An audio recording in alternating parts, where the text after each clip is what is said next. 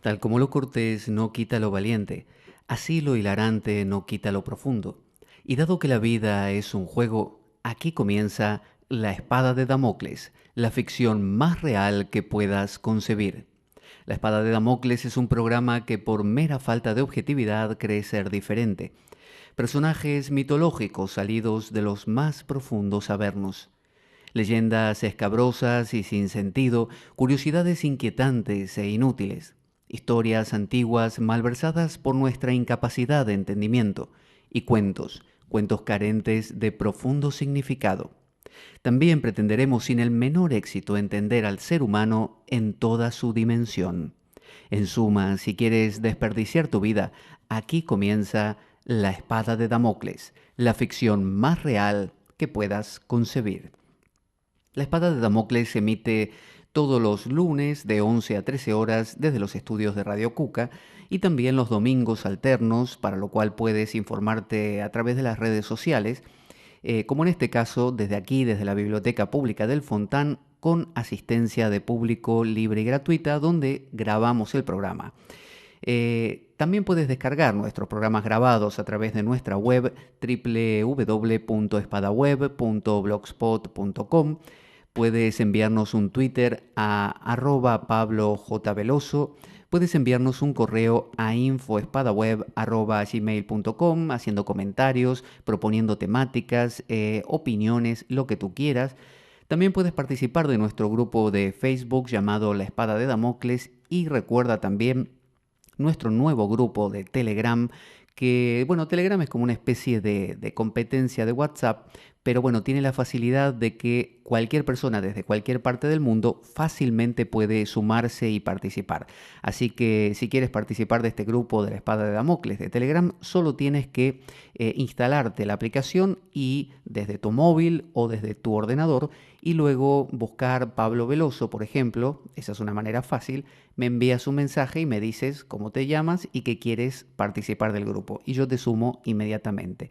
Es un grupo donde intercambiamos ideas, hablamos de todos estos temas y también están las últimas novedades del programa. Es un grupo donde se juntan todos los damocleanos y hacen cosas de damocleanos, obviamente.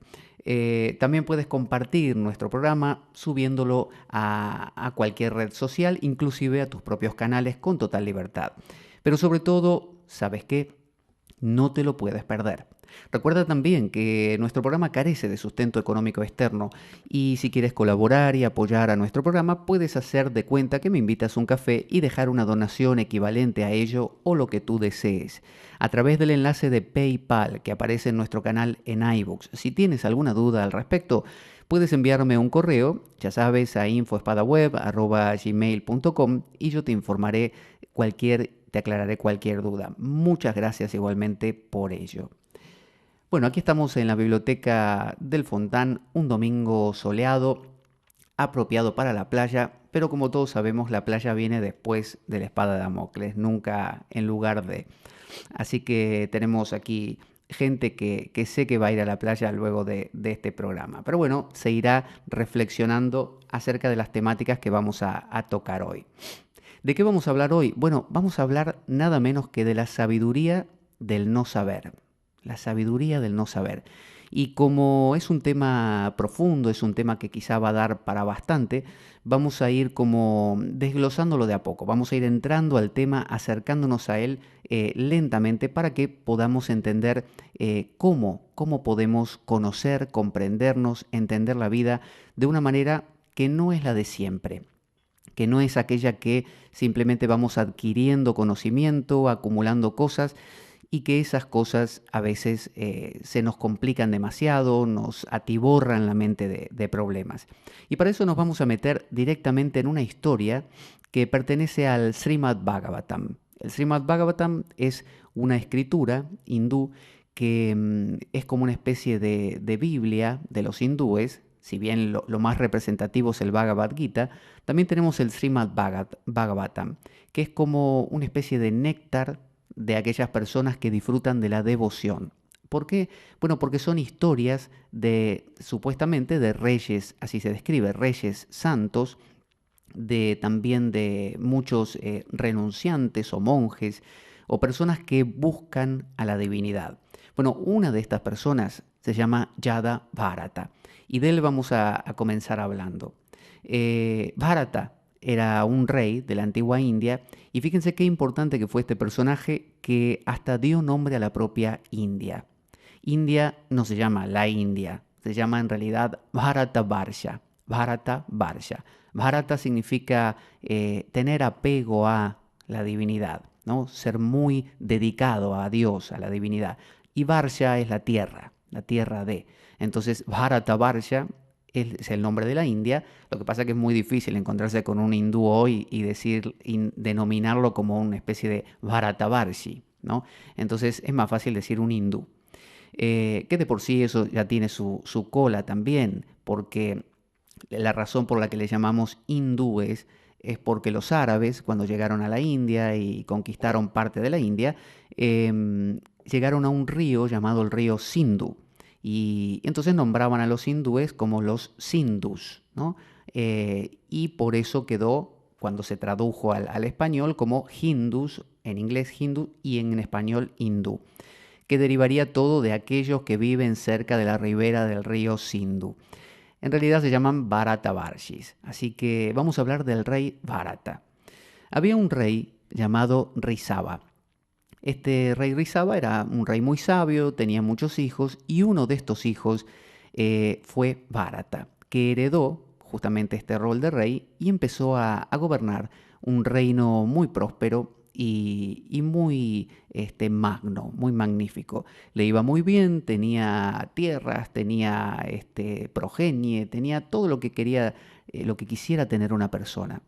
Sin embargo, la India tiene esta división de los estadios de la vida en 4, que consisten en que cuando uno es pequeño lo envían con su gurú para que aprenda desde muy pequeñito, va a vivir con el gurú a lo que se llama un ashram, un lugar donde uno es educado, ¿no? El gurú le enseña los cantos védicos, como por ejemplo el famoso Gayatri, sobre todo a los de las castas superiores. Los brahmanas, que son de la casta más alta, la casta sacerdotal, reciben un cordón sagrado, que es un hilo trenzado varias veces, que se pone alrededor del cuello y también cruza de lado a lado de un hombro hasta la cadera contraria. Y todos los brahmanes tienen esto. De hecho, lo tienen todos los de las castas superiores, que son kshatriyas, vaishyas y brahmanas. Pero el de los brahmanas tiene una particularidad y junto con el upavita o cordón sagrado se les da también el famoso mantra Gayatri. El Gayatri sería como nuestro Padre Nuestro, más o menos así. Los árabes tienen el Al-Fatiha, que es el comienzo del Corán, es la sura que abre el Corán. Los cristianos tienen el Padre Nuestro y los hindúes tienen el Gayatri. Y si uno traduce los tres, va a ver que más o menos dicen algo muy, muy parecido. El Gayatri es ese mantra que dice Om Bhurbhuvah Swaha Tatsaviturvarenyam Bhargo Devasya Dhimahi Dhiyo Yona Prachodayat. Ese es el Gayatri.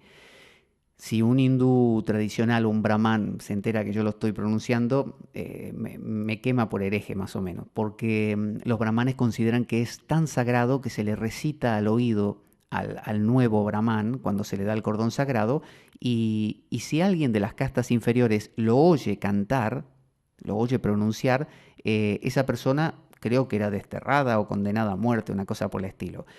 Y hoy en día todavía, si uno viaja a la India y como occidental recita este mantra, los brahmanes más puritanos lo van a mirar con un desprecio muy grande porque consideran que uno está haciendo un uso desgraciado de algo tan sagrado. Así que el rey Bharata gobernaba su reino. Pero como digo, 4 estadios de la vida. Uno cuando es pequeñito estudia con el gurú, se forma, ese es el periodo de brahmacharya, ¿no? De disciplina. Luego viene un periodo donde uno se casa, establece una relación. Luego, cuando salen las primeras canas en el pelo, uno debería dejar a su familia y dejar el negocio familiar a cargo del hijo mayor, ¿no? E irse al bosque a vivir con su esposa en una ermita. Entonces viven los dos en una vida muy austera, donde hacen los mismos rituales de siempre, pero de una manera muy suave, muy dulce, muy interiorizada. Obviamente dejan atrás, no sé, toda clase de oropeles y de cosas costosas y se quedan con lo mínimo. Viven como un renunciante en el bosque. Y luego en la última etapa de la vida, como es una cultura machista como todas las demás, el hombre finalmente decide abandonar a su esposa, que la deja a cargo del hijo mayor, y luego empieza a itinerar. Se va por el mundo dando vueltas hasta que muere. Es decir, camina como un renunciante itinerante, pide limosna a cada lugar donde va, y ese es el estadio de Sannyasa. El anterior, el del bosque, con la esposa se llama Vanaprastha. Y el final se llama Sannyasa, que es aquel que simplemente abraza la vida en su totalidad, siendo simplemente alguien que se entrega a lo que pase. Entonces, al estar la vida escalonada de esta manera, no hay la posibilidad de que uno se encariñe demasiado con los bienes materiales, porque ya sabe que dentro de un tiempo los va a dejar. Hoy en día, obviamente en la cultura hindú actual, no sucede esto, se vive como en cualquier país occidental, pero bueno, la cultura tradicional lo propone así. Y todas las tradiciones antiguas y espirituales tienen en algún sentido este formato de enseñar primero, luego insertarse casándose y teniendo negocios propios en el mundo social, pero ya contando con esa formación filosófico-espiritual, y luego viene una pseudo renuncia, renunciar un poquito, como dijimos, y luego la renuncia total, que es la preparación para la muerte. Fíjense qué distinto a nuestra cultura que nosotros arrancamos siendo simplemente ignorantes, nos casamos o entramos a la vida social, trabajamos, no sabemos ni para qué, no sabemos cuál es el fin de todo esto, qué hay que hacer con ello, avanzamos como podemos a los tumbos y hasta el último hálito de vida seguimos haciendo lo mismo. Bueno, esta cultura es muy diferente. Entonces, ¿qué pasó? El rey Bharata, que le iba muy bien, que era el rey más famoso, que tenía territorio, carruajes, descendencia, joyas, todo lo que uno podría desear, bueno, llegó el momento de su primera cana y entonces le dice a la gente que lo rodea, miren, me voy a ir a vivir a una ermita y voy a hacer vida de ermitaño. Aparentemente él se retiró solo. O no sé, o estaría la esposa un poco más lejos, pero la historia cuenta que él estaba solo en su ermita. ¿Y qué hacía? Bueno, se levantaba temprano, hacía las abluciones adecuadas, es decir, iba al río, como todo hindú, que varias veces al día junta agua en un camandalú, que luego la usa para hacer aspersiones, arrojar unas gotitas de agua sobre ciertas cosas, con un mantra para purificar. Es decir, toda su vida se convierte en un ritual. No es solo ir a una ermita y echarse mirando el cielo, sino que en ese lugar empieza a vivir una vida ritualizada, una vida donde todo tiene un sentido. Y son pequeñas cositas que van cubriendo el día del ermitaño, como un ermitaño occidental, como contamos ahí en las batuecas también. Entonces, Bharata vivía así. Se levantaba temprano, se hacía su ablución, hacía los mantras. El mantra Gayatri es un mantra dedicado a la divinidad en la forma del sol, como el que nutre, el que da la fuerza, ¿no? El sol, Surya. Y hacía entonces sus mantras, luego se sentaba a repetir otros mantras o a hacer meditación, luego tomaba una frugal comida y así pasaba el día, ¿no? Leyendo los textos sagrados, recitándolos, esa era su vida. Ocurrió que un día mientras él estaba en plena recitación, vio que un tigre corría, perseguía a un ciervo o a una cierva, no sé si se dirá así, y la cierva, bueno, huía lo más rápido que podía, obviamente, corría por su vida. Y encontrándose con un río de frente, la cierva intentó saltar ese río para escapar, y en el hecho de saltar se ve que estaba muy agotada, cuando cayó en el suelo cayó muerta. Y el tigre quedó del otro lado, así que no saltó, y de su vientre, que estaba embarazada, nació un cervatillo. Como pudo, o quizá con el último hálito de vida, esta cierva logró hacer nacer a su cervatillo. Así que salió un cervatillo, que se encontró con su madre tristemente muerta, entonces no podía ser criado, iba a morir. Entonces el rey Bharata, que obviamente estaba en un marco de ser ermitaño, de espiritualidad, pensó, yo no voy a dejar morir al cervatillo. Entonces se trajo el cervatillo consigo, él tenía una vaca para proveerse de leche, que para los hindúes la leche es muy importante, la vaca es muy importante, porque provee básicamente de todo. Provee de leche, de mantequilla, ghee, la manteca clarificada que se utiliza para consumir, para cocinar y también para ofrecer en el fuego sagrado, en el Agni. Así que bueno, con esta vaca, con la leche, empezó a alimentar al cervatillo. Y ahora el rey Bharata no era que estaba ya como antes tan concentrado en su meditación, en sus mantras y en sus recitaciones, sino que ahora tenía un ser a quien cuidar y un ser endeble. Y de repente estaba meditando el rey Bharata y venía el cervatillo y le chupaba la cara o le hacía algún mimo, algún gesto de dulzura, y el rey Bharata dejaba su meditación, jugaba con él. Cuando no lo veía durante un rato y estaba meditando, el rey Bharata ya no meditaba en su mantra o en su concentración. Ahora su pensamiento era, ¿dónde está el cervatillo? Que hace un rato que no lo veo. Espero que no le haya pasado nada. Entonces el rey Bharata ahora vivía en pos de este pequeño ser. Estaba nervioso, estaba preocupado por... Así que fijémonos, el rey Bharata, hasta donde va la historia, había dejado un reino. Supuestamente la idea de dejar el reino, la idea del vanaprastha y del sannyasa, de estas dos etapas últimas de la vida, es que si yo en mi etapa anterior, como grijasta, que significa que me casé y tuve hijos y un negocio o llevo adelante algún tipo de trabajo, mi inserción social, todo ello, supongamos que crecí económicamente o no mucho, pero me empecé a apegar a ciertas cosas, estoy cómodo con mi sillón, mi televisión, mi coche, ¿no? Hablando actualmente, mi móvil, todas las cosas de ahora, ¿no? Mi buen pasar, mi salir a pasear y esas cosas.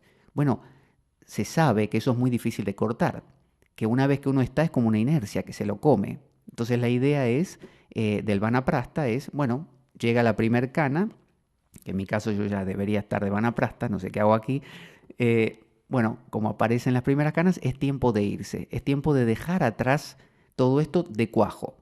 Entonces la idea es, ya que no puedes cortar poco a poco y que te va a sorprender la muerte en medio de tus paseos y en medio de tus apegos a artefactos y personas, bueno, vete antes. Entonces, la idea era esa, y eso lo consumó, lo hizo el rey Bharata. Renunció, no como usted y como yo, que podemos renunciar a tres cosas que tenemos, no, renunció a un reino, renunció a que le den masajes todos los días con aceites aromáticos, a los mejores manjares, a las mejores ropajes, a vivir, no sé, que si hace calor lo abaniquen y si hace frío que le generen fuentes de calor. Es decir, vivía sumamente cómodo, era la mejor vida que podía soñar y la abandonó. La abandonó porque él sabía que había algo mayor, que había alguna cosa que se escondía detrás de todas esas cosas. A veces las personas que llegan a tenerlo todo saben que al tenerlo todo no se obtiene la felicidad, mientras que las personas que no tenemos todo seguimos pensando que el día que tengamos todo sí vamos a encontrar la felicidad. Es como pensar que cuando uno llega a la cima de una montaña va a ser feliz y el que llegó a la cima de la montaña ya se dio cuenta. El que no llegó todavía se va a pasar la vida intentando llegar porque lo cree. Quizá la ventaja del que llegó es que sabe que ya no pasa nada y va a buscar otro sitio. Entonces, el rey Bharata había abandonado todo. Es como si uno, llevándolo ahora a un plano más interior, empieza a dejar atrás viejos pensamientos, ¿no? Deja de enroscarse o engancharse con todos estos deseos o preocupaciones por tonterías o bucles mentales, esas mentes barrocas que se preocupan por una tontería y dicen, pero fulano hace, no sé, 2 días que no me llama. ¿Por qué no me llama? ¿Estará enfadado conmigo? Claro, debe ser porque la última vez que hablamos yo le dije y claro, lo habrá tomado a mal y empieza a hacerse un bucle tras un bucle más un bucle y es un mundo, es una maraña. Entonces, renunciar, irse al bosque, es ese famoso, como decía en el Evangelio, eso de cuando vayas a orar, entra en tu habitación, cierra la puerta con llave y ahí en lo secreto está tu Padre, ¿no? El Padre Celestial. Es decir, ir al silencio, encontrar el silencio, salir del lío de pensamientos. Muchas personas lo han hecho, han empezado a meditar, han empezado a encontrar momentos de silencio, a disfrutar de ese silencio, a no enroscarse tanto en el cotilleo y en el chismorreo, en el hablar de los otros, ¿viste lo que hizo fulano? Porque yo creo que es un tonto por esto y por lo otro. Salir de eso. Pero a veces, cuando salimos de eso y estamos ahora, decimos, bueno, ahora sí, ahora estoy verdaderamente en silencio, estoy en paz, ya no me atosigan todos esos pensamientos, no me involucro, no me atraen, estoy más allá de todo, más allá del bien y del mal. Bueno, ahí cualquier cosita pequeña a veces que vuelva a emerger como una pequeña semillita, se dice que en las pirámides de Egipto, un poco de una semilla de, o unas semillas de, no sé si era de trigo o de algún cereal como este, así como había miel y otras sustancias, luego de miles de años, cuando se abrió y esa semilla se vio si realmente podía brotar, se la puso en la tierra y realmente brotó. O sea que estaban vivas todavía. Entonces, dentro de nuestra mente hay muchas semillas de posibilidad de que crezcan cosas. Y esto le pasó a Bharata. A veces uno menosprecia y dice, ay no, ¿qué pasa? Si yo ya estoy más allá de todo, a mí no me va a afectar. Yo ya tengo la mente en paz, los deseos a mí ya no me mueven, yo ya no soy como antes o como toda esta gente que son unos apegados a tonterías. Bueno, el rey Bharata probablemente pensara eso cuando estaba en la ermita. Soy el meditador supremo, no soy como el resto de los mortales que están preocupados en sus cosas. Y sin embargo, el cervatillo empezó a ocupar su vida. Y empezó a ocupar su vida de una manera muy profunda. Él ya no podía, se levantaba por la mañana y lo primero que hacía era buscar el cervatillo. Estaba pendiente si el cervatillo había comido o no, que no hubiera por ahí un tigre, un león que lo pudiera dar caza y matarlo. Se sentaba a meditar y estaba pendiente de él todo el tiempo. Es decir, ahora se había obsesionado. Había abandonado 1000 pensamientos, pero se había quedado con uno que ahora lo había capturado, lo había obsesionado. Entonces hay alguien que ha dicho, una cadena de oro y una cadena de hierro atan por igual. Entonces yo puedo estar apegado a una persona, apegado al dinero, y mañana me desapego de todo eso, pero me apego a la espiritualidad. Y estoy en las mismas. Es una cadena ahora de oro, más sutil, más dulce, más espiritual, más profunda, más filosófica, pero cadena al fin. Entonces, ese era el cervatillo de Bharata. Es haber dejado todo, pero haberse quedado con una sola cosa. Que a veces, como el cervatillo no es el placer carnal que podía tener en el palacio. Es el placer dulce. Mira qué dulzura, un cervatillo. Pero bueno, estoy apegado a él. Entonces Bharata se había desapegado de todo, pero se había quedado con el cervatillo, lo cual lo mantenía en las mismas, básicamente. Así pasaron sus días. No había día que no pensara en el cervatillo, ahora ya no había mantra. Él empezaba con el Om Bhurбhuva Swaha y le venía el pensamiento del cervatillo. Y tenía que buscarlo, si no, no podía descansar. Y cuando se iba a dormir, no dormía bien pensando si no le pasaría algo durante la noche. Entonces, preguntémonos cuántos cervatillos tenemos.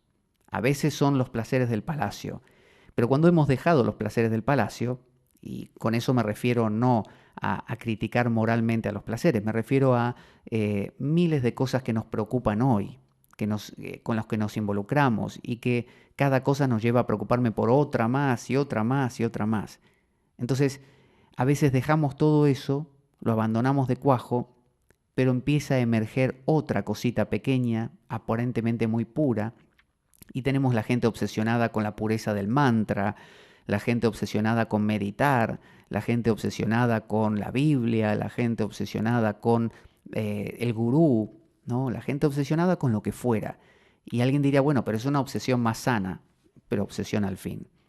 Entonces los días de Bharata, como digo, pasaban así. Él estaba meditando, pensando en su cervatillo, y un día murió Bharata, murió el rey. Y como su último pensamiento mientras estaba ahí en su, no lecho de muerte, porque era una ermita, estaba tirado en el suelo, pensaba en su cervatillo, pensaba qué va a pasar ahora si yo me muero, quién lo va a cuidar, quién lo va a alimentar, pobrecito, y dónde está, porque no está cerca mío, le habrá pasado algo, y murió. Y en la India se dice que el último pensamiento con el que uno muere es el que genera el siguiente nacimiento. O sea que si usted se muere, no sé, pensando en, no sé, vio la película Moby Dick y bueno, se queda pensando en la película, nace como una ballena. O si usted se duerme pensando, no sé, en las patatas fritas que se comió ayer, mañana nace como una patata y así. Entonces, ¿en forma de qué nació Bharata? En forma de cervatillo. Nació como un cervatillo. Así que ahora Bharata era un cervatillo. Normalmente cuando uno nace como animal, no tiene conciencia, no tiene memoria, no tiene raciocinio, ¿no? El animal simplemente se guía por sus impulsos, tiene una memoria, pero una memoria muy actual, una memoria que hace que él recuerde que cierto sitio le produjo daño y se aparte, pero no sabe que se acuerda. Esa es la diferencia. En el caso de Bharata fue distinto. Aparentemente por toda su espiritualidad y profundidad, mágicamente se acordaba. Entonces el tipo se despertó, nació como cervatillo y dijo, ¿cómo he metido la pata aquí? Acabo de nacer como cervatillo por haberme enganchado con el otro cervatillo. ¿Qué voy a hacer ahora? Y decidió que no le vuelva a pasar lo mismo. Entonces, como cervatillo, buscó por el bosque a otros sabios que estaban como cuando él estuvo de ermitaño. Estaban ahí los sabios cantando Om Bhurbhuva Swaha. Ahí se fue Bharata. Y se quedó en las inmediaciones de los sabios y escuchaba cómo los sabios recitaban los mantras, cómo los sabios charlaban entre sí, cómo explicaban las escrituras. Y él dijo, a mí otra vez no me cogen aquí. Así que se quedó escuchando todo esto de manera de aprovechar esa vida de cervatillo. Es decir, siempre hay un volver a remontarse.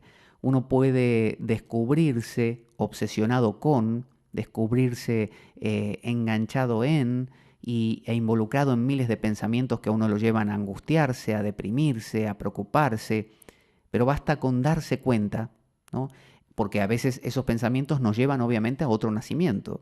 Fíjese, si el último pensamiento de una persona al morir hace que renazca como algo similar, piense que usted cada pensamiento que tiene lo lleva a que renazca como una realidad siguiente. Por ejemplo, si yo estoy pensando en, no sé, en tal fulano al que odio y le tengo bronca y desprecio y solamente estoy pensando en eso, mi vida se va a llenar de desprecio, de bronca, de odio. Ese va a ser mi pan de cada día. Por lo tanto, mi mañana se va a estar gestando en lo que hoy estoy sintiendo. Entonces las personas que viven cotilleando, chismorreando, enfadándose con todos, quejándose, criticando, esas personas crean un mañana para sí mismas, llámese reencarnación, pero hablemos de esta vida, un mañana así. Entonces cada pensamiento crea el siguiente. Eso es equivalente a decir de una manera alegórica que al morir el último pensamiento crea el siguiente, la siguiente vida. Entonces sería más o menos así. Si usted quiere que en la siguiente vida no nacer como un pato, no sé, un perro, un gato o una persona en unas circunstancias difíciles, bueno, fórjelo desde hoy. Ahora usted me dice, bueno, a mí no, eso de la reencarnación no me va. Bueno, no importa, en la vida cotidiana. Si usted no quiere que su mañana sea un mañana lleno de dificultades, preocupaciones, peleas con todo el mundo, ambientes tensos, genérelo desde hoy. Como decía Platón, si uno quiere realmente ser un filósofo, en el sentido de una persona sabia, necesita desde hoy ir creando el ambiente. Entonces, cuidar qué piensa, ¿no? Cuidar qué elegir los pensamientos. Por eso Platón decía que si usted se va a dormir y antes de irse a dormir, en la versión actual, estuvo viendo una película de tiros, bueno, los sueños que va a tener no van a ser sueños pacíficos, las ideas que va a tener si usted se la pasa hablando con la gente de críticas y de problemas y de enfados, van a ser ese, su moneda de cada día, su pan de cada día. Entonces, ¿quiere usted una buena encarnación? Siguiente, ¿quiere usted un mañana bueno? Bueno, lo tiene que fomentar hoy. cuidando los detalles. Eso es lo que hizo Bharata. El rey Bharata dijo, ahora como cervatillo, a mí otra vez no me pillan, no me cogen. Lo que voy a hacer es ir aprendiendo bien todo esto de las escrituras, escuchando bien, que se me meta en la cabeza. Por eso uno de los procesos que los hindúes siempre destacan es el Sravana. Sravana. ¿Qué es Sravana? El proceso viene así: Sravana, Manana, Nididhyasana. No aclaré nada con esto, ¿no? Bueno, Sravana significa oír, oír. Oír a otras personas lo que tienen para decir, pero no oír la televisión y los tertulianos que están ahí conversando, sino oír a aquellas personas que tienen algo importante que decir, algo valioso de la vida, respondiendo a preguntas vitales. Entonces, ¿cómo se oye? Bueno, a veces leyendo un libro, a veces charlando con alguien, a veces acudiendo a un gurú, a veces, no sé, viendo una película con enseñanza. Esas son formas de oír. Pero vieron cuando se le dice a los niños, te entró por esta oreja y te salió por la otra. Como diciendo, no se detuvo en medio, no te quedó. ¿No? La maestra le dice al niño, fulanito, el otro día estuve 2 horas explicando tal cosa y te entró por una oreja y te salió por la otra. Que quede en el medio es el segundo proceso, es manana. ¿Qué es manana? Bueno, manana, esa palabra tan graciosa, manana, ¿no? Como mañana, pero manana significa reflexionar. Entonces, uno oye algo, sravana, pero si no hace manana, ¿no? Pero no mañana, hoy, si no hace manana, eso se va. Entonces, si a mí me hablan de que sí, el ser, la espiritualidad, o los temas que tratamos aquí en el programa, y esto y lo otro, y me entra por una oreja y me sale por la otra, porque no lo rumio, ¿no? Rumiarlo, ¿no? Masticarlo, dejarlo un poquito que se degluta y se pueda digerir y asimilar y que integre todos mis tejidos como hace la comida. Si no hago eso, imagínense que yo como algo y pasa, lo defeco, ¿no? Punto. Voy a desaparecer. No se construye nada en mi cuerpo con eso. En cambio, si yo lo que sravana, lo que oigo, lo pienso, digo, a ver, dijo tal cosa, ¿será así? ¿Por qué lo habrá dicho? ¿Qué implicancias tiene esto en mi vida? Si dijo que los pensamientos cuentan y crean un futuro, ¿por qué crean un futuro? A ver, ¿en mi vida me ha pasado alguna vez? Sí. Eso es manana. Y nididhyasana es como la flecha que va al blanco. Es como cuando yo ya escuché, ya entendí, vamos para adelante. Una especie de cosa así. Ese es el proceso triple del conocimiento que proponen los hindúes. Esto es lo que hacía Bharata como cervatillo. El tipo escuchaba todo, escuchaba, sravana, después manana, reflexionaba lo que había escuchado y eso le daba una dirección concreta. Normalmente no hacemos sravana, nuestro sravana hasta para conversar con otro es una especie de esperar que el otro termine de decir lo que quiera decir para meter lo que queremos decir nosotros. Eso no es un diálogo, que sería lo ideal, sino que es un monólogo alternado, digamos. Habla el otro, hablo yo, habla el otro, hablo yo, y ninguno de los dos somos cambiados por la conversación. La idea de un diálogo es que yo salgo del diálogo diferente a como entré, que me afecte. Eso es manana, pero normalmente no hacemos manana, ni hoy ni manana. Entonces vivió como cervatillo y ahí aprendió un montón de cosas. Luego murió como cervatillo y como que nació como ser humano otra vez, porque estuvo concentrado en cosas de humanos ahora, cosas espirituales. Si usted vive como un animal, ¿qué hace un animal? Come, duerme, se aparea y se defiende, básicamente. Si usted vive como un animal, su mañana, su futuro, va a ser siempre de animal. El código que usted va a tener va a ser el código de pelearse, el código de defenderse, el código de comer y dormir. Y sexo, punto. No hay más vuelo, no hay poesía, no hay espiritualidad, no hay preguntarse cosas, no hay cultura, no hay nada. Ahora, si usted llena su mundo de cultura, poesía, filosofía, y no me refiero a estudios académicos, me refiero a preguntarse cosas comunes, ¿no? Si usted se llena de eso, su mañana va a estar lleno de esto también. Va a ser un continuum, ¿no? Algo que continúe. Y la gente que lo rodee también va a ser gente afín a esto. Por lo tanto, su mundo se va a constituir con lo que usted cree hoy. Es decir, usted es el creador de su mañana. a través del manana, fíjese. Entonces, el rey Bharata, Cervatillo, se murió. ¿Y cómo renació? Como ser humano. Y nació en una familia de un brahman muy casto, muy bueno. Los brahmanes, por más que son la casta más alta, son normalmente muy pobres, porque como no trabajan, no son el yatria, que es el guerrero, no son el vaishya, que es el comerciante, ni siquiera el sudra, el trabajador manual. Ellos son enseñantes, son maestros, es decir, ofician de sacerdote para el culto, son tutores de algún, a veces yatri, a veces vaishya, es decir, viven como viviría, no sé, un sacerdote aquí de la Iglesia Católica, pero sin que lo ampare ninguna Iglesia Católica, una cosa así, porque ellos no tienen una estructura como un paraguas que los cubra a todos, no hay eso. Entonces cada uno va por libre, cada brahman hace lo que puede, no tiene nadie que, si se enferma, nadie que lo sostenga, a menos que la gente a la que él oficia de sacerdote y todo eso le dé una mano. Entonces normalmente son pobres. Este era pobre y para ganarse la vida, entre otras cosas, cultivaba la tierra, tenía varios hijos, con una esposa había tenido unos hijos, porque la poligamia estaba aceptada en la India, está aceptada en la cultura hindú. Eh, Hoy en día obviamente no es frecuente, pero en su momento sí.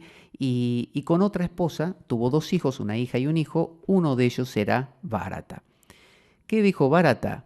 Lo mismo que el cervatillo. Ahora en esta no me pillan más, es decir, no me enganchan más. Pero ahora era humano, diferente. Entonces, ¿qué hizo? El padre le quería enseñar, como siempre, como era Brahman, los Vedas. Entonces le hacía las recitaciones, le cantaba mantras, no sé, le enseñaba a pronunciar el Gayatri, el Om Bhurbhuva Swaha, el Om Namo Narayanaya, el Om Namo Bhagavate Vasudevaya y todos los mantras védicos. ¿Qué hacía Bharata? Se hacía el tonto. Bharata los pronunciaba mal, los distorsionaba, decía malas palabras, entremezcladas como si metiera la pata, eh, se hacía el sordo y poco a poco logró convencer a toda la familia que él era sordo y estúpido además, ¿no? Entonces los hermanos, que eran hermanos de otra madre, que le tenían mucha bronca, que lo despreciaban, lo llamaron Yada. Yada significa inerte. Un Yada es un cadáver, inerte. Entonces le llamaban, como decir, el cadáver Bharata, ¿no? El Yada Bharata. Entonces así quedó su nombre, Yada Bharata. Y él contentísimo de eso. Contentísimo porque él decía, si yo me muestro como un ser humano que piensa, que hace cosas y qué sé yo, me voy a enganchar en mil cosas que no quiero. Y me pueden ensalzar, aplaudir, halagar, y yo me voy a ensorbecer, me voy a llenar de soberbia, y voy a estar en las mismas de antes. Y ya metí la pata y dos veces no quiero que me pase. Entonces se empezó a comportar como un idiota, ¿no? Como un tonto, deliberadamente. Pasó el tiempo, el padre estaba muy triste porque, claro, él quería que su hijo, el único hijo varón que tenía de esa madre, fuera un brahman como él y todo eso, y aprendiera las recitaciones, el oficiar el puya, y todo eso. No hubo caso. Así que lo dio por perdido. Luego el padre murió y la madre dejó a Yadabharata y a su hermana en cuidado de la otra madre, de la madrastra sería, ¿no? De la otra esposa del padre de Yadabharata.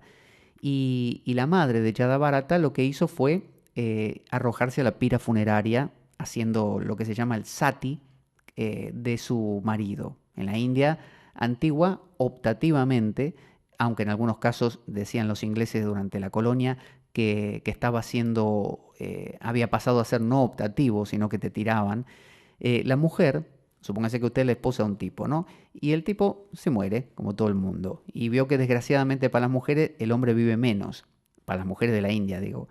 Entonces, la ley decía que la mujer que quisiera, como un acto de fidelidad y de entrega, y de sentido de unidad. Veo cuando usted se casa por la Iglesia Católica que le dicen que serán uno, serán un solo ser, los dos, ¿no es cierto? En la penuria, en el gozo, en la alegría, en la tristeza, en todo eso.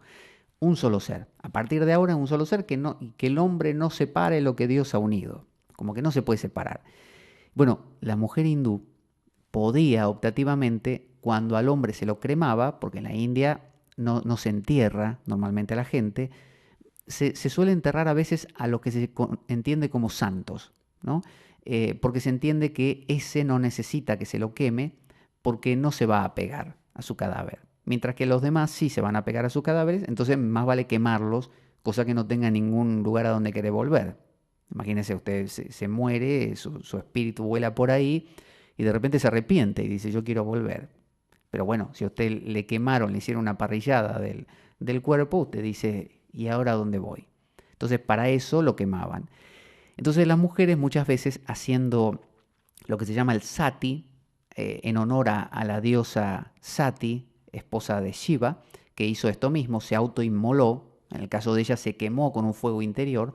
Bueno, las mujeres se arrojaban a la pira funeraria del marido, cosa realmente horrenda y muy dolorosa, porque no es lo mismo morirse y que te quemen después a arrojarte en la pira vivo, ¿no? La mujer se arrojaba a la pira. Los ingleses lo prohibieron durante la colonia, hasta hoy en día, porque decían que, digamos, los familiares venían y medio que te ayudaban a caerte y te empujaban. Si la mujer medio que no quería, la empujaban. Entonces, eso hizo la madre de Yada Bharata. Y Yada Bharata se quedó solo a merced de sus hermanos. Y los hermanos se cebaron con Yada Bharata y empezaron a tratarlo mal, lo hacían trabajar de sol a sol en el campo y como paga le daban granos de arroz quemados, cáscara de cereales que no servía para nada, comida en mal estado. Él no se quejaba.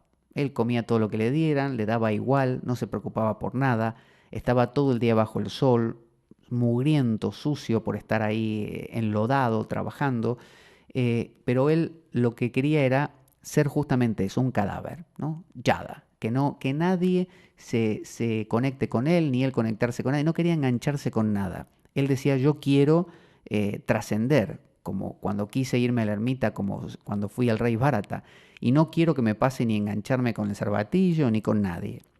Así era su vida entonces. Hasta que un día un rey de los ladrones que había en esa zona, los ladrones tienen reyes, ¿por qué no van a tenerlo? Como todo el mundo. Si hay rey en algunos países, también puede haber reyes de los ladrones. Entonces, el rey de los ladrones quería tener hijos. En esas épocas la progenie era muy importante por la mortandad que había, ¿no? Y no podía, no podía, no podía. Y alguien le dijo, mire, si usted sacrifica a un tipo a la diosa Kali, muy posiblemente usted pueda tener un hijo. Tiene que ser un tipo bien, ¿eh? No un tipo ni mutilado, ni deteriorado, ni enfermo. Bien. Entonces mandó a sus secuaces por toda la zona a buscar a alguna persona ideal. Y los secuaces con quién dieron, con el amigo Yada Bharata, que estaba trabajando lleno de musgo, lleno de tierra, pero claro, su cuerpo era sumamente potente, tenía un cuerpo muy fuerte, porque él dormía en la tierra, ¿no? Pasaba las noches ahí en el frío, en el calor, le daba igual. Entonces su cuerpo estaba muy fortalecido, era puro músculo. Entonces los secuaces dijeron, este es el tipo, y se lo llevaron. Lo apresaron y se lo llevaron. Y Yada Bharata, como a él le daba todo igual, de hecho los hermanos le decían, no sé, ara la tierra. Y él, no sé, ara hasta aquí nada más. Y él araba todo. Y cuando le decían, ¿por qué araste hasta aquí? Ah, bueno, no sé, no sé. Y se enfadaban más, le pegaban, lo maltrataban, lo denigraban. Pero a él le daba todo igual. Él decía, yo no soy mis pensamientos, yo no soy este cuerpo, yo no soy estas emociones que siento, yo soy aquella cosa que lo trasciende, el Atman, ¿no? La divinidad, el misterio, lo profundo. Normalmente nos pasa que en la vida cotidiana nuestro mundo se ciñe a lo que pensamos, lo que sentimos, nuestro cuerpo, y no hay más. Irse al otro polo, al polo del espíritu, quizás es un exceso, ¿no? Es negar, caer en el otro extremo. Pero como uno cuando anda en bicicleta, si se está cayendo mucho para la izquierda, tiene que empujar bastante para la derecha para nivelar, y si pasa lo contrario, viceversa, aquí como lo más común es que nos pase que nos parece que el cuerpo, la mente y las emociones es lo único que existe, bueno, a veces hace falta echarse bastante para el lado del espíritu de manera de nivelar, de encontrar un medio. No para volarse y quedarse como si uno fuera el espíritu trascendental y no tener cuerpo, sino para nivelar. Entonces eso era lo que hacía Yadabharata y se lo llevaron los secuaces. Entonces armaron ahí una especie de ritual frente a la diosa Kali. Yo tengo aquí unos cartalas que son como una especie de platillos, ¿no? Como esos de los juguetes de los niños, de los monitos. Entonces cantaban, por ejemplo, a la diosa Kali cantaban Janani, Janani, Janani, tumi jagu, jagu, jagu kula kundalini. Despierta,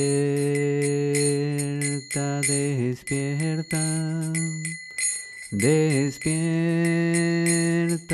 Madre Kali. Y cantaban así frente a la estatua de la Madre Kali. Y lo iban a sacrificar en realidad. Así que en el justo momento donde se iba a producir el sacrificio y el rey de los ladrones levantaba la espada para cortarle la cabeza a Yadabharata, la imagen de Kali cobró vida. Cobró vida y tomó la espada del rey de los ladrones y le cortó la cabeza a muchos de los secuaces, y a los que quedaron vivos les dijo que debían expiar su culpa haciendo diversas tareas. Y lo dejó libre a Yadabharata. Entonces, aquí tenemos otro ejemplo del tonto. En las películas tenemos a Frodo, tenemos a muchos personajes como él, por ejemplo, Luke Skywalker de la Guerra de las Galaxias y otros así, que siempre son el menos pensado. Entonces, uno, cuando hace el famoso viaje del héroe, que es el viaje de la vida cotidiana, uno a veces es el tonto. Uno dice, yo, ¿qué voy a hacer yo? Si estoy perdidísimo, si no doy, como dicen, pie con bola, no estoy enfocado, yo no soy como aquel que está súper concentrado y es meditador y es no sé qué y la tiene muy clara, yo no. ¿Qué voy a hacer? ¿Cómo voy a responder a todo este desafío? Bueno, ahí es donde está la clave. El camino se hace al andar, no previamente, no hay un plan fijo. Yadabharata no sabía qué era lo que tenía que hacer. Él simplemente tiraba para adelante, hacía lo que tenía que hacer y la cosa se iba armando sola. Él no tenía un plan prefijado. No decía voy a repetir el mantra para que después pase tal cosa. Él simplemente le decían esto es lo que tenés para comer y lo comía. Trabaja la tierra, trabajaba la tierra. Entonces, la diosa Kali, que es la energía de la naturaleza, por así decirlo, lo ayudó. La madre naturaleza, todos estos ladrones que lo querían matar, serían como los demás pensamientos que uno tiene, aquellos que dicen, pero ¿por qué no volvés a lo de siempre que estabas bien?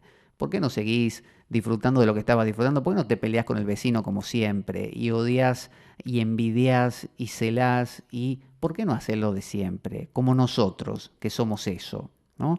Como sus hermanos, los que tenía Yadabharata, como los propios ladrones, los secuaces, que eran así, son esos, son nuestros pensamientos, son los que nos roban, en tal caso, la esencia de la vida, la felicidad. Entonces, Yadabharata confió, simplemente se mantuvo firme, eso sí, y confió. Y la diosa Kali, la vida misma lo rescató. Es decir, algo dentro nuestro soluciona el tema. Pero no porque uno haya hecho algo en particular, uno simplemente se mantiene en un curso determinado, eso es lo único que hace, y aquella cosa viene al rescate de uno. Esa fue la diosa Kali. Entonces, en la última etapa de esta historia, ya Yadabharata queda otra vez libre y empieza a caminar por ahí. Como él no tenía ninguna dirección en particular, él simplemente iba para donde el viento lo llevase. Y en eso va caminando y hay un cortejo donde llevan a un rey y resulta que al rey le faltaba uno de los que llevaban el palanquín. Los reyes van en esos palanquines que son como una especie de habitaciones llevadas por 4 o 5 personas mientras caminan. Bueno, a uno lo había picado una serpiente. Esas cosas pasan. Hoy en día se pincha un neumático, una rueda a un coche. Bueno, antes no se pinchaban las ruedas, se le moría uno de estos tipos. Entonces, ¿qué hacía uno? En lugar de cambiar la rueda con el gato y todo ese asunto, se buscaba otro. Y lo encontraron ahí, a Yadavarata. Lo vieron fuerte y dijeron, este es ideal. Lo llamaron y le dijeron, mira, aquí al rey le falta uno, usted es el que hemos elegido. No se puede negar porque es el rey, si usted se niega lo matamos. Y Yadavarata, como todo le parecía bien, se puso a tirar del palanquín. Este todo le parecía bien, a usted le puede parecer extremo, como diciendo, ¿cómo todo le parece bien? Bueno, tengan en cuenta que llevar las cosas al extremo es una manera de encontrar un equilibrio. A veces exageramos las explicaciones para que se entienda el mensaje. Entonces, hacer cualquier cosa que se presente es como un no poner rótulos, no decir esto es bueno, esto es malo, esto me conviene, esto no me conviene. Porque ¿quién lo sabe? ¿Qué sé yo si es mejor para mí entrar a la iglesia o al prostíbulo? Quizá en el prostíbulo descubra algo que en la iglesia no lo voy a descubrir durante 1000 años, porque algo me choquee, algo me pase, vaya a saber. Entonces, o viceversa, no lo sé. Entonces, como no lo sé, no puedo yo, al igual que hacía Jesucristo en su vida, que tanto estaba reunido con gente así espiritual, como por otro lado estaba con prostitutas y cambistas y cobradores de impuestos. Es decir, esta idea de que esto es santo y sagrado y aquello es pecado y profano. No, esa división no existe. Esa división es una división arbitraria que establecemos nosotros por ideas que tenemos preconcebidas. Bueno, Yadavarata decidió no tenerlas. Entonces todo lo que le venía estaba bien. No resistía, como dice también en los evangelios, al mal. No resistía, es decir, a lo que ocurra. Él todo decía sí. Cada vez que uno dice no, no quiero la gripe, y la gripe está igual. Entonces, ¿qué gano? Que ahora me tengo que aguantar la gripe, pero además me tengo que aguantar mi enfado por tener gripe. ¿No? Dos cosas. Mi resistencia a la gripe. Puedo quitar una y quedarme solo con la gripe. De la misma manera, si yo me enfado y además me enfado por enfadarme, tengo dos problemas. Y el segundo me consume toda la energía. En lugar de eso, puedo solamente enfadarme. Una sola cosa. Eso era lo que hacía Yadavarata. Lo que le pasara, lo vivía, lo transitaba. Entonces empezó a llevar al rey, pero bueno, Yadavarata tenía la particularidad de no querer pisar las hormigas, ¿no? Imagínense los caracoles, todo eso, él no lo quería pisar. Entonces iba mirando el suelo, caminaba lento, hacía que el palanquín no llevase el ritmo adecuado. De vez en cuando él se agachaba para apartar un bicho y el rey sentía que el palanquín se caía para un costado, entonces se enfadó el rey. Salió del palanquín y dijo, a ver, ¿quién es el que está cojeando aquí? Y todos lo señalaron a Yadavarata. Y entonces dice, dice, es usted. Dice, bueno, lo entiendo, pobre. Usted estará cansado, ¿no? Porque viene llevando el palanquín hace varios kilómetros. Pobre, la vida le está dando un golpe demasiado duro. Bueno, quiere tomar algo, tomar un refresco, que le dé alguna fruta. Se lo decía con ironía, ¿no?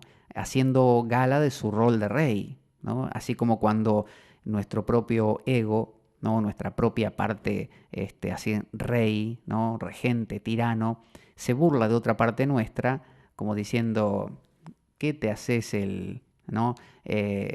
¿No querías acaso vivir esta vida de, no sé, de profundidad y de filosofía? Bueno, ahora, como decir, hay un dicho en la Argentina que dice, si te gusta el durazno, bancate la pelusa. Eso significa, traducido aquí en España, sería, si te gusta el melocotón, aguantate que tenga pelusa, ¿no?